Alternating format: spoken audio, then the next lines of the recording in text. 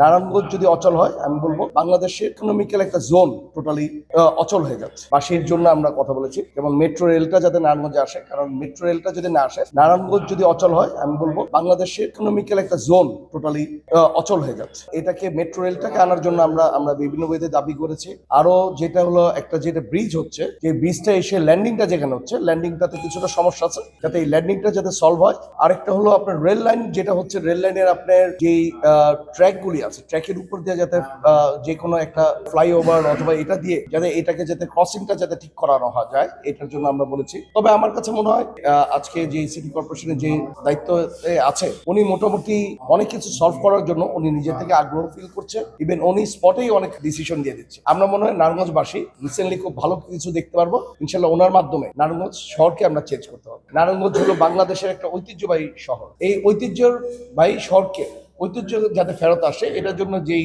নাগরিক যে সুবিধাগুলি, এই সুবিধাগুলি যাতে নারায়ণগঞ্জবাসী যাতে পায় ওইটার দিকে আমরা তাকাচ্ছি।